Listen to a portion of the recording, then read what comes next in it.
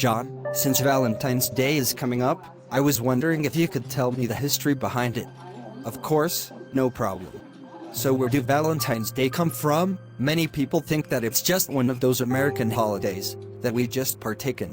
It's just something that we as Americans do, but the celebration of Valentine's Day is not American.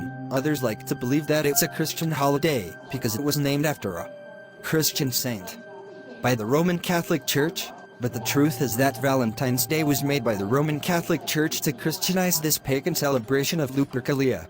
Lupercalia was one of the most ancient Roman festivals, which was celebrated every year in honor of Lupercus, the god of fertility, also known as the god Faunus. This festival was celebrated the coming of spring, included fertility rites, orgies, fornication, drunkenness, and other activities.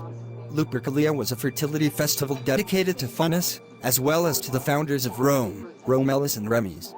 During this time the winter solstice is long gone, and the pagans are now seeing that the days are getting gradually longer.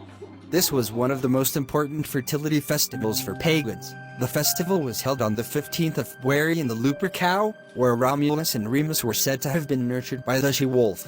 The place contained an altar and a grove sacred to the god Lupercus. A Lupercal, the Luperci, who were the priests, assembled on the day of Lupercalia and sacrificed goats and dogs. These animals were known for the strong instinct to mate, making them the most appropriate sacrifices to the god of fertility. Then the Luperci would cut thongs from the skins of the sacrificial animals and ran into bands around the Palatine Hill. They would whip any woman who came near them. A blow from the thong was supposed to make a woman fertile. It said that young women would actually line up for the men to hit them. Now, if you just think a little bit, you can understand further what is being celebrated. Lupercalia is believed to be connected to the ancient Greek festival of Arcadian Lycaea and the worship of Pan, aka Satan. Lupercalia is the Roman form of worship of the Greek god, Pan. Pan can be traced to the sun god, Baal. He is the horned god, and we know Baal is none other than Nimrod. Nimrod was the original Lupercase. The Lupercalia, the festival of the Romans, fell during the time we know today as Valentine's Day, was a festival to honor Nimrod just in this Roman form. This is paganism. In ancient pagan Rome, the month of February was sacred to Juno Burata, the goddess of the fever of love. Juno Burata was also the goddess of women and of marriage. February 14th was her festival day. A box was provided from which single men could draw a billet, a small piece of paper of which a woman's name was written. The couple would then form a temporary liaison for the erotic games to follow. Sometimes they remained partners for the following 12 months. Marriage sometimes resulted from this practice. So these days were used to celebrate fertility in ancient pagan Rome. It was a pagan festival day that goes back to the honoring of Nimrod. And remember, Nimrod was the one who started the rebel against God. This is what happened during this time in ancient history. But, where did the name Valentine's Day come from? Valentine's Day is said to be named after a few Christian martyrs who the Roman Catholic Church named saints. According to one story, Roman Emperor Claudius II imposed a ban on marriages because too many young men were dodging the draft by getting married. At that time, only single men had to enter the army. There was a Roman physician and priest who had converted to Christianity when it was a persecuted religion. His name was Valentinus Attorney, and according to some of the stories, he used to marry Christian couples in secret. It was said he wore a ring with a cupid on it, which is used as a symbol of love. We'll talk about that later.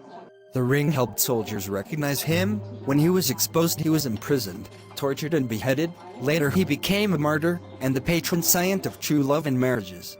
While awaiting execution, he was visited by couples with notes about how much better love is than war. Some think as these love letters as the first Valentine, Valentinus. Execution occurred on February 14th in the year of 269. Later on, after Rome adopted Christianity and the Roman Empire fell, and the Holy Roman Empire began to make changes. The church was opposed to the display of eroticism occurred during Lupercalia. In the 5th century, Pope Gelasius declared February 14th a holy day in honor of Valentinus instead of the pagan god Lupercus. As with most non-biblical customs found in the church today, Lupercalia was simply given a Christian-sounding name and adopted it into the Universal Catholic Church. They adopted some of the pagan celebrations during Lupercalia to reflect Christian beliefs, For example, as part of the Juno's favorite ritual, instead of pulling girls' names from boxes, both boys and girls chose the names of martyred saints from a box. They were expected to emulate the life of the saint whose name they had drawn, and this is where we get Valentine's Day from. It was a rebranding of a pagan festival worshipping fertility. They did this to make it easier on the pagan converts who were coming into their new popular Christianity. These pagans were unwilling to give up their satanic rituals, so instead of putting a halt to the growing paganism of the church, the Romans took the approach of blend and incorporate. But changing the name of a ritual does not change the fact that it's still a pagan ritual. This is where Valentine's Day comes from. It is completely pagan. During the Middle Ages it began to be incorporated with love, and that's where much of what we know of it today comes from. But let's look at some of the symbols that are used today with Valentine's Day.